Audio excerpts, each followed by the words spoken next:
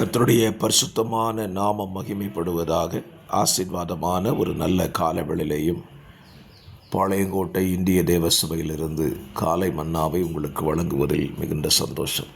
கிருபையாய் தந்த நாளுக்காக கர்த்தரை துதிப்போம். இந்த நாள் ஆகஸ்ட் மாதம் 11ஆம் தேதி திங்கட்கிழமை காலவேளை.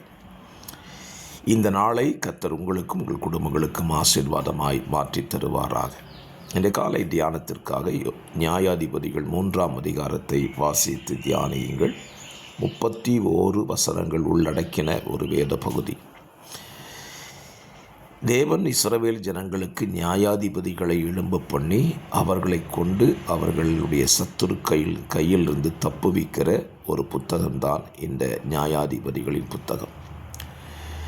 இந்த அதிகாரத்தில் ஏகூத் என்கிற ஒரு இரட்சகனை குறித்து சொல்லப்பட்டிருக்கிறது. அவன் இஸ்ரவேலை அவர்களை அடிமைப்படுத்தின மோவாபின் ராஜாவின் கைகளுக்கு தப்புவிக்கிற சம்பவம் சொல்லப்பட்டிருக்கிறது. இவனுக்குள் இருந்ததான ஒரு காரியத்தை இந்த காலவெளியிலே தியானிக்கலாம். இஸ்ரவேலுடைய நிலைமை என்ன என்றால், தன்னை அடிமைப்படுத்தி வைத்திருக்கிற ராஜாக்களுக்கு காணிக்கைகளை கொண்டு போய் கொடுக்க வேண்டும். அப்படி கொடுக்கலைன்னா இவங்களை உபத்திரவப்படுத்துகிறவர்களாக இருந்தார்கள்.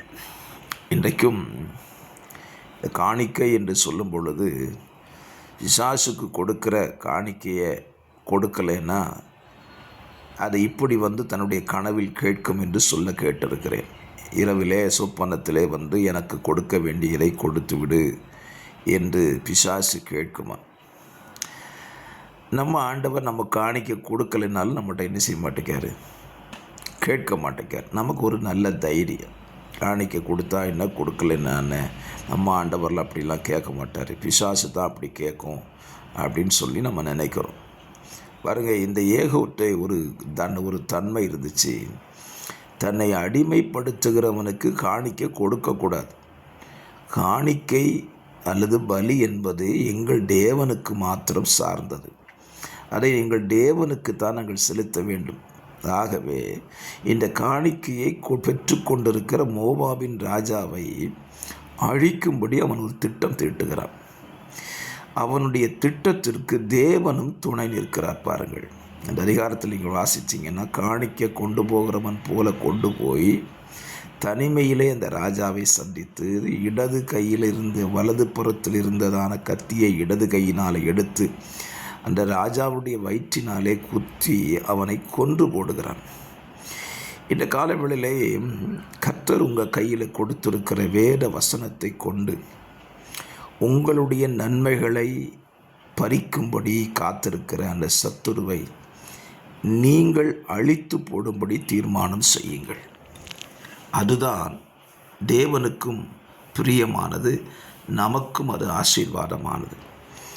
ஆகவே அந்த ஏகூத் செய்தது போல நம்முடைய நன்மைகளை, நம்முடைய ஆசீர்வாதங்களை ஸ்தோத்திரம் மறைமுகமாய் இருந்து அவைகளை நம்மிடத்திலிருந்து பெற்றுக்கொண்டிருக்கிற சத்துருவின் சகல வல்லமைகளையும் அழிக்கும்படி தீர்மானத்தோடு இந்த காலவெளியிலே செயல்படுங்கள். நீங்கள் சொல்லுங்கள், ஆண்டவரே, என்னுடைய பலி, என்னுடைய காணிக்கை, என்னுடைய நன்மைகள் எல்லாம் உமக்கு உகந்தது. சங்கீதக்காரனாகிய தாவீது சொல்லுகிறான், என் செல்வம் பூமியில் உள்ள பரிசுத்தவான்களுக்கு தேவை. ஸ்தோத்திரம் ஸ்தோத்திரம், அந்நியருக்கு அல்ல, என் தேவனுக்கும் என் தேவனுடைய பிள்ளைகளுக்கும் தான் அது சொந்தம். அதை நான் அந்நியருக்கு கொடுக்க மாட்டேன் என்பதை தெளிவாய் தாவீது தன் இருதயத்தில் கொண்டிருந்தான். ஆகவே இன்றைக்கு ஒரு நல்ல தீர்மானத்தை எடுத்து அதை உங்கள் வாழ்க்கையில் செயல்படுத்துங்க.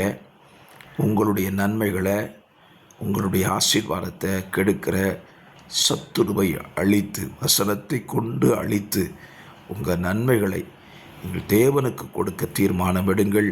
கர்த்தர் உங்களை ஆசீர்வதிப்பார். பரிசுத்த பிதாவே, காலவளையில் இந்த வார்த்தையின்படி ஏகூத்தை போல எங்கள் நன்மைகளை திருடி கொண்டிருக்கிற, வஞ்சித்து எடுத்து கொண்டிருக்கிற சத்துருவை இந்த காலவளையில் நாங்கள் அழித்து ஜெயமெடுத்து எங்கள் நன்மைகளை எங்களுக்கும் எங்கள் தேவனுக்கும் நாங்கள் உரியதாய் மாற்றிக்கொள்ள உதவி செய்யும்.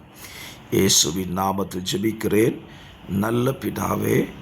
ஆமேன், ஆமேன்.